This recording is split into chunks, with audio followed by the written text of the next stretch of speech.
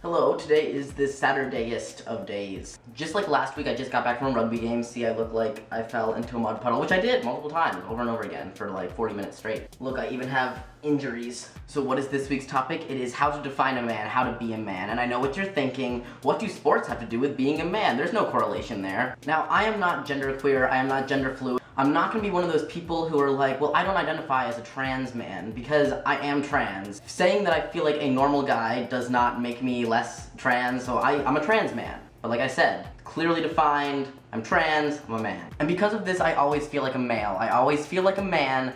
There are not situations where I feel less like one. I never question whether I'm a man or not. I know what I am. And now I'm about to contradict myself big time. Because as someone who always knows that I'm a man, who always knows that I'm male, who never questions it, who never feels less manly or male, there are tons of times where I don't feel like a man. Decode that. So when I say I don't feel like a man, I don't mean that I don't feel like a man. I mean I don't feel like one of the men. And as a trans man, and as any man, that is one of the shittiest feelings. To feel entirely like a man, and yet at that time not feel like one of the men.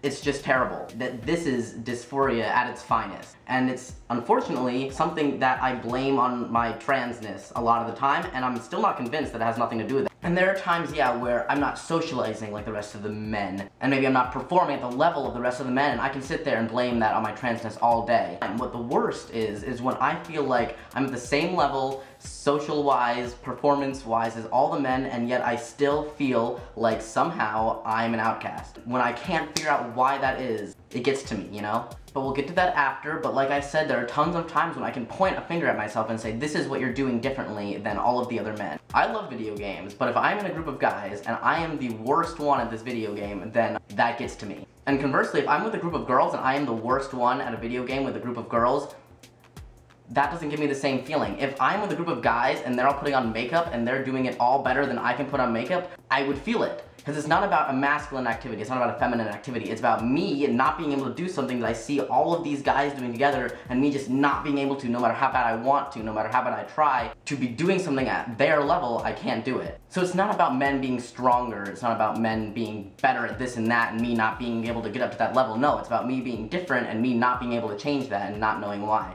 But I can identify this, and I can know what I'm feeling bad about. Starting men's rugby, there was a long period of time where I was the worst at everything. And I was the weakest, and I was the slowest, and I got tired the fastest. And I'm sure some of this had to do with biological reasons, and others of it just had to do with my skill. I didn't grow up playing sports. Rugby's the only sport I ever played, and I didn't start until I was 15 years old. And here's all these big guys who've been playing sports since they were like out of the womb. And they watch football. I don't even know the rules of football. But there's just a very clear difference between my experience with sports and theirs. It's just, it wasn't the same at all, and I was feeling terrible about being slower and being weaker. And all I could think about was, wow, I wish I was just like better at these physical things and all of these manly characteristics that everyone else was exerting and I didn't seem to be able to do. I thought that would fix everything. And then as my hormones progressed and as I, really worked to be a better athlete and a better man. Not really, I was just trying to be a better athlete. Eventually, I reached a point where I was not the worst person, I was not the slowest person, I was not the weakest person. There are people that I weigh more than, there are people that I'm taller than even now. And like, I was like working on my muscles and I thought I was so cool. Like there's lots of new players in college for rugby that have never had any experience with rugby before, and here I have 5 years of experience under my belt. I feel better than other people, I'm stronger than other people, I'm a better athlete than other people, I feel awesome about it, and I go to all these practices over and over again and I still don't feel like they're treating me the same way, and this is when I really feel bad because I cannot figure out why I feel different than all these other guys. When I'm confident in my skill level, I'm confident in my knowledge, and I'm just not being treated like one of the men, and all I want to be is just one of the men, especially on a sports team. Like that's what it's all about, is camaraderie and shit. And this year our rugby team had a new coach, someone who doesn't know me, has no biases against what I used to be, how bad I used to be. Really, I was worse than everyone. He gives me opportunities to be on the starting lineup. And this is when people started treating me differently. Because there are plenty of people who are not on the starting lineup who didn't get an opportunity to be on the starting lineup, who are clearly B-side players who are being treated, how I always wanted to be treated, as one of the men, even though they're not like a starting person. And I'm wondering, why did this cause the difference in me? Why are people treating me now like I am one of the men, when there's all these other guys that are below me that are being treated the same way that I'm being treated now? And eventually I realized that it's because I felt like I was supposed to be there. But all of these years I was seeing myself as the worst because I literally was the worst. I'm not being hard on myself.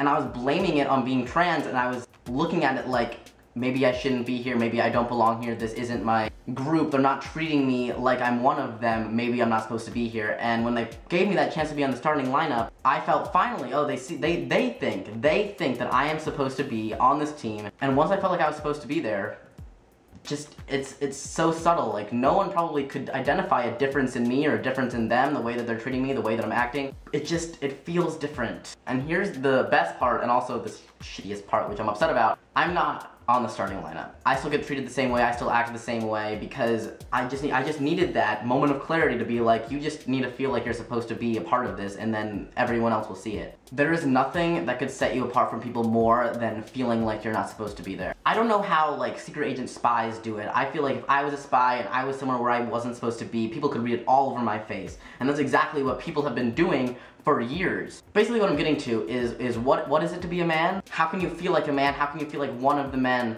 How can you feel comfortable in men's spaces? You just need to feel like you're supposed to be there, and that feeling doesn't come naturally for a lot of us, or for a lot of situations. I really do think that you can't just feel it. You can't just walk in there like, I'm supposed to be here. Sometimes there just has to be a thing that makes people believe in you, that makes you believe in yourself. Not everyone will get those opportunities in every situation, but you can at least know that being better at something or being worse at something than somebody else does not make you any more or less of a man. And if any man tries to tell you something like that, then he's just like, you know, a competitive asshole. But in male culture, there is a thing where people will judge your manliness on how good you are at something or how aggressive you are, and that's just not the case for like what you really feel inside. What really matters is just you knowing that you're supposed to be there, and if you can invoke that feeling in yourself without any outside forces acting upon you, that's fantastic. And you can be the worst at something and still have all the friends there and just be completely a part of it. And for some people like me, you need a little boost of confidence even when you think that you're really confident about something. I have been talking for like an hour, but I'm going to keep you here just a little bit longer. I just want to say that currently the Transgender Calendar Project calendars are on sale. I am in it, one of my roommates is in it, a lot of cool people are in it, a lot of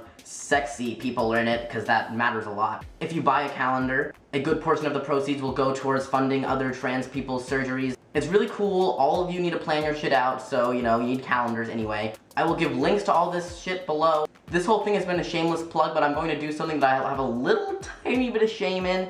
If you do purchase one of these calendars, if you post like an Instagram picture of it, a Facebook picture, a Tumblr picture, proving that you somehow purchased this, whether it's a screenshot or like you giving a thumbs up and not lying about it, saying that you bought this thing, and you tag me or the Transgender Calendar Project or both or whatever, I'll give you a shout out. And I mean, that's all you get. I mean, that's not too awesome, but you want the calendar anyway, so you might as well. I'm sorry I haven't been posting videos on my personal channel. I'm just really busy. I'm gonna try and do that. I'm gonna actually probably talk about rugby again this Thursday on my personal channel. I'll see you on like Saturday.